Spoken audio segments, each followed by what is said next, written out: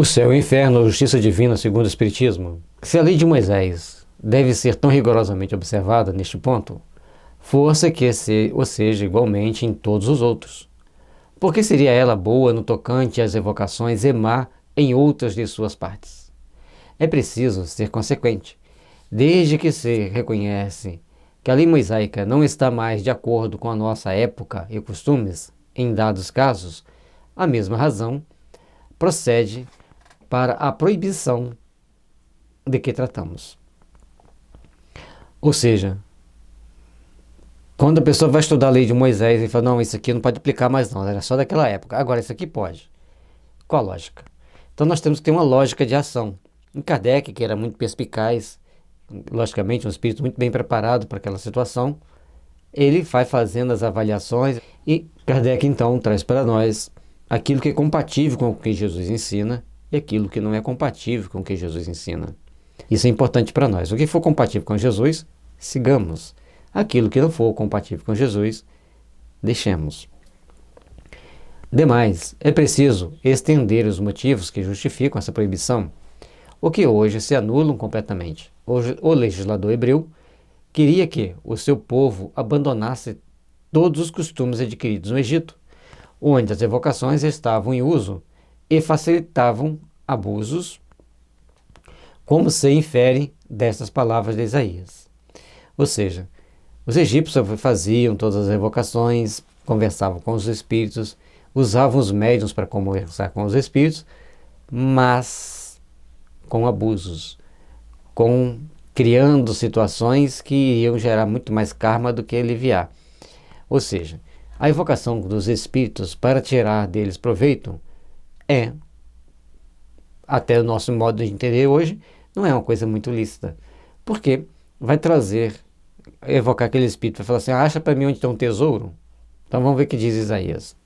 O espírito do Egito se aniquilará de si mesmo, e eu precipitarei seu conselho. Eles consultarão os seus ídolos, seus adivinhos, seus pitons e seus mágicos. Ou seja, o Egito, segundo as palavras de Isaías, ia se aniquilando com o tempo, devido à comunicação desequilibrada, desproporcionada com os mortos, ou com os espíritos. Todos têm que ter a comunicação, que puderem ter a comunicação, para instrução, ou do espírito que precisa ser esclarecido, ou dos médiuns que precisam entender determinadas regras de vida. Os israelitas não deviam contratar alianças com as nações estrangeiras, e sabido era que, naquelas nações que iam combater, encontrariam as mesmas práticas. Moisés devia, pois, por política, inspirar os hebreus aversão a todos os costumes que pudessem ter semelhança e pontos de contato com o inimigo. E a religião sempre foi usada para manipular massas, como até hoje é. E naquela época era muito mais complicado, porque chegavam e começavam a falar, o Cristo está aqui, o Cristo está ali. E as pessoas acabavam acreditando e iam até lá e ficavam ouvindo aqueles oráculos, seja lá quem for que falasse. E às vezes os conselhos não eram tão bons. Por isso a proibição. Então vamos continuar nosso estudo, que ele vai trazer bastante informação para a gente nessa área. Para justificar a nossa aversão,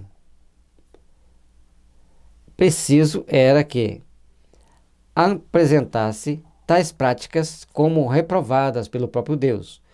E está aí essas palavras: o Senhor abomina todas essas coisas e redundará a vossa chegada as nações que cometem tais crimes.